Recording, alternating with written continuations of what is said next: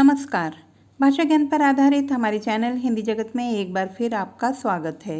हमारा आज का वीडियो कक्षा 12वीं की पाठ्य पुस्तक आरोह भाग 2 के गद्य खंड के अंतर्गत रज़िया सज्जाद ज़हीर जी द्वारा रचित पाठ नमक पर आधारित है।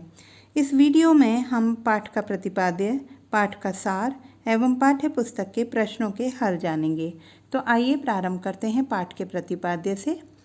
नमक कहानी भारत पाक विभाजन के बाद सरहद के दोनों तरफ के विस्थापित पुनर्वासित जनों के दिलों को टटोलती एक मार्मिक कहानी है। दिलों को टटोलने की कोशिश में अपने पराए देश प्रदेश की कई प्रचलित धारणाओं पर सवाल खड़े किए गए हैं। भारत में रह रही सिख बीबी लाहौर को ही अपना वतन मानती हैं और सौगात के रूप में लाहौर का नमक चाहती हैं। पाकिस्तानी कस्टम अधिकारी दिल्ली को अपना वतन बताता है और भारतीय कस्टम अधिकारी सुनील दास गुप्त ढाका को अपना वतन। राजनीतिक अर्थ के आधार पर भले ही अब इनका वतन बदल गया है, किंतु इनका हृदय अपने जन्म स्थानों से ही जुड़ा हुआ है। अनचाही अप्रीतिकर बाहरी बाध्यता ने इन्हें अपने अपने जन्म स्थान से विस्थापित तो कर दिया है, पर उनके दिल पर कब्जा नहीं कर पाई है। नमक जैसी छोटी सी चीज़ का सफ़र पहचान के इस मार्मिक पहलू को परत दर परत उगाड़ देता है। यह पहलू जब तक सरहद के आर पार जीवित है, तब तक यह उम्मीद की जा सकती है कि राजनीतिक सरहदें एक दिन बेमानी हो जाएंगी। इस प्रकार की आशा का जीवित रहना राष्ट्र के हित में ही है। अब देखते हैं पाठ का सार। सफ़िया अपने पड़ोसी सिख परिवार के घर कीर्तन में गई थी, जहां उसे अपनी माँ की हमशक्ल एक सिख बीबी को देखकर अपनी माँ का स्मरण हो आया।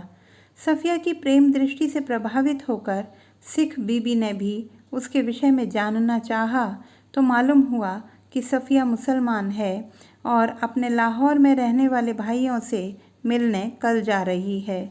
सिख बीबी ने बताया कि उसका वतन भी लाहौर है और उसे वहाँ के लोग, खाना पीना, पहनावा, सैर सपाटे और जिंदा दिली आज भी याद आती है।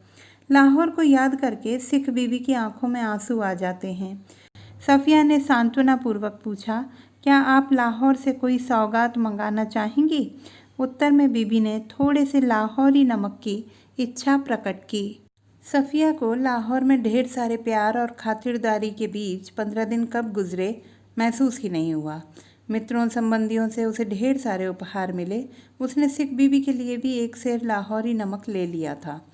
उन दिनों पाकिस्तान से भारत में नमक ले जाना गैरकानूनी था, अतः सफ़िया ने इस सौगात को ले जाने के संबंध में अपने भाई से बात की, जो बड़ा पुलिस अफसर था। भाई ने इसे गैरकानूनी बताते हुए बदनामी मोल लेने का कारण बताया, परंतु सफ़िया ने प्रेम, आदमियत व शालीनता को कानून से ऊपर मानकर नमक ले जाने की अपनी प्रतिबद्धता प्रकट कर दी। रात को सामान की पैकिंग करते हुए उसने कीनू की टोकरी में नमक की पुड़िया को नीचे छुपा दिया।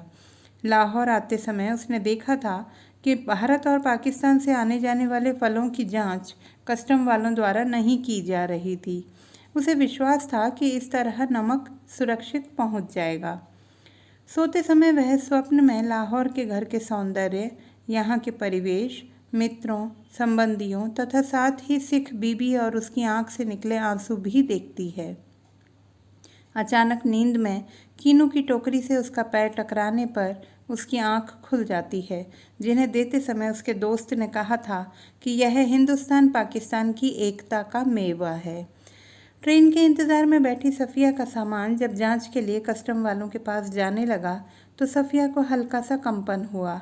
उसने तय किया कि प्रेम की सौगात चोरी से नहीं ले जाएगी, अतः उसने नमक की पुड़िया निकालकर बैग में रख ली।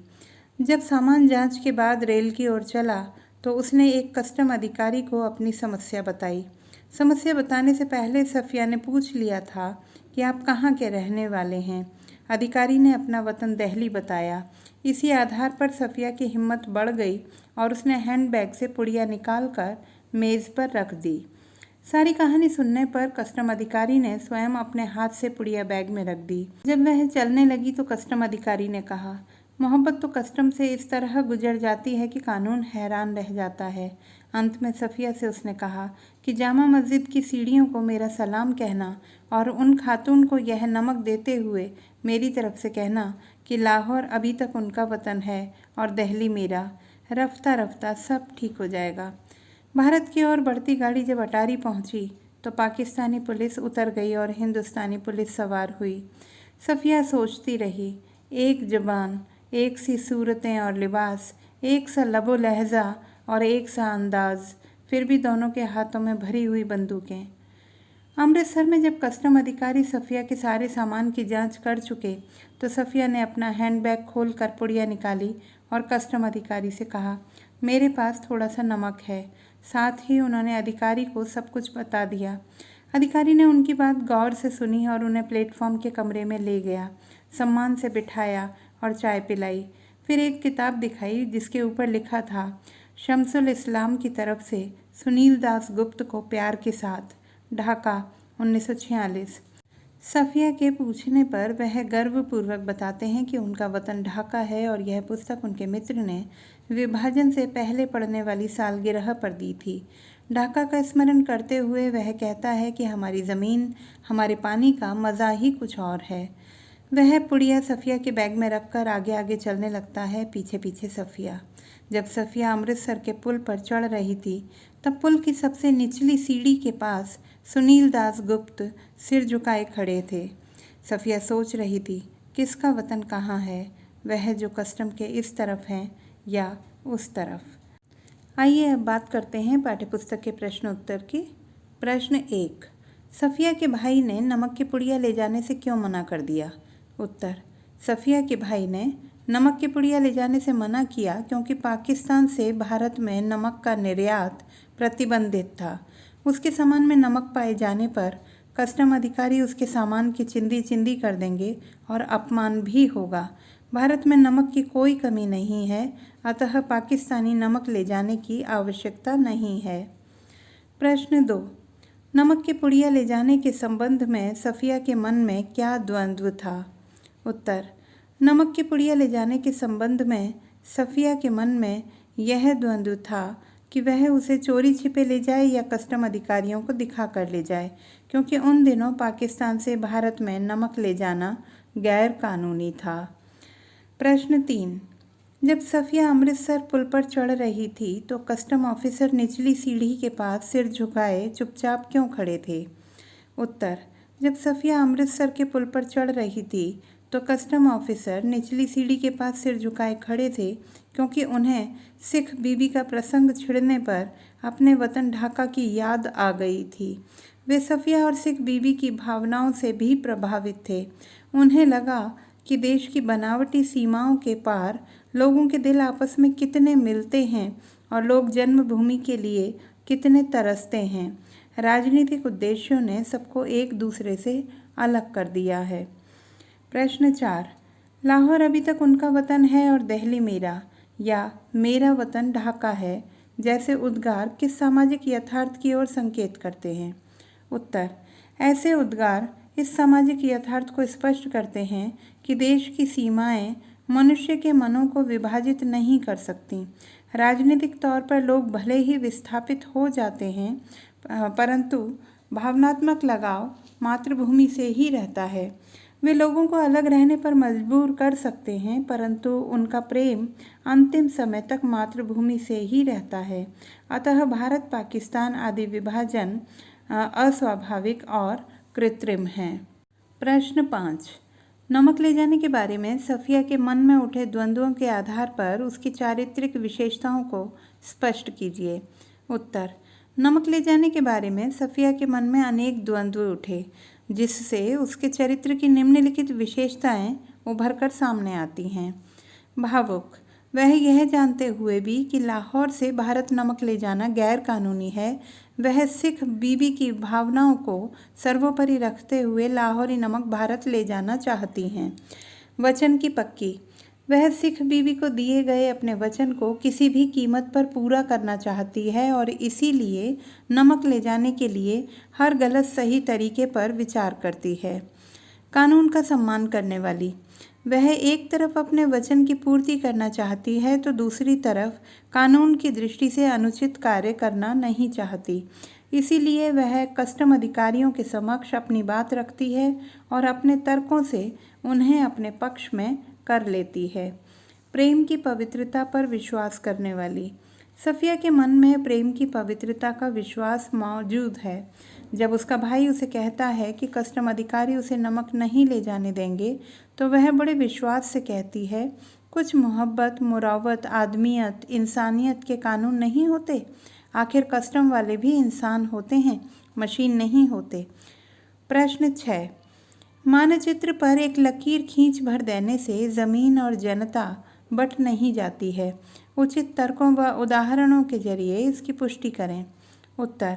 यह कटु सत्य है कि मानचित्र पर एक लकीर खींच देने भर से जनता बट नहीं जाती। ज़मीन तो बट जाती है किंतु जनता का लगाव मूल स्थान से बना रहता है। इस कहानी का यही मुख्य संदेश है। जहां भारतीय सिख बीवी लाहौर को अपना वतन बताती हैं तो वहीं पाकिस्तानी कस्टम अधिकारी और भारतीय कस्टम अधिकारी क्रमशः दिल्ली व ढाका को आज भी अपना वतन मानते हैं। तीनों को ही अपने वतन से गहरा लगाव है।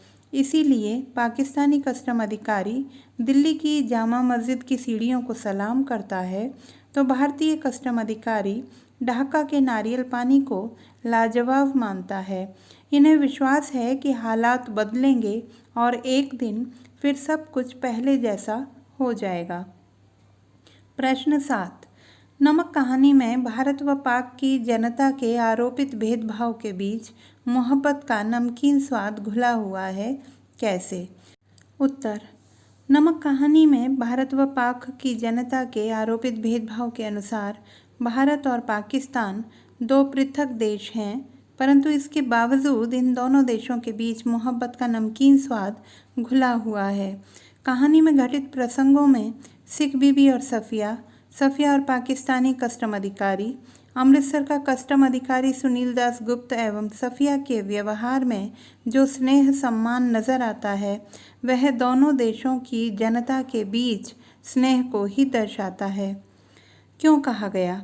प्रश्न 1। क्या सब कानून हुकूमत के ही होते हैं? कुछ मोहब्बत, मुरावत, आदमियत, इंसानियत के नहीं होते? उत्तर। सफिया सिख बीबी के लिए एक सेर नमक भारत ले जाना चाहती है, परंतु पुलिस ऑफिसर भाई इसे गैर कानूनी बतलाता है।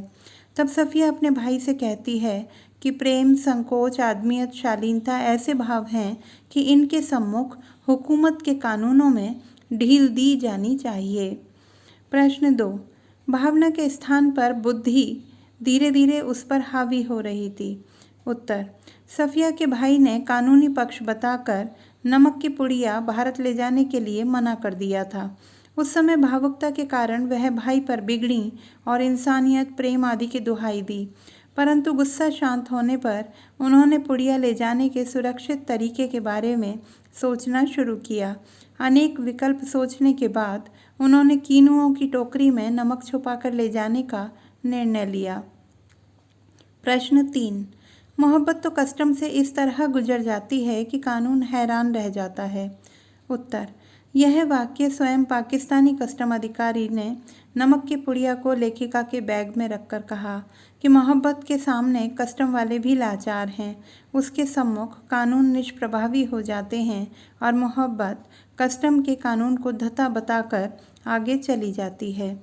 प्रश्न 4। हमारी ज़मीन, हमारे पानी का मज़ा ही कुछ और है। उत्तर। सभी को अपना जन्म स्थान अत्यंत प्यारा लगता है। भारतीय कस्टम अधिकारी सुनील दास गुप्त ढाका को अपना वतन मानते हैं और लेखिका की पूरी बात सुनकर उन्हें अपने ज़मीन, ढाब आदि की याद आती है। वह वहाँ की ज़मीन और वहाँ के पानी की प्रशंसा करता है। अन्य प्रश्नों के हल जानने के लिए नमक भाग 2 देखना ना भूलें।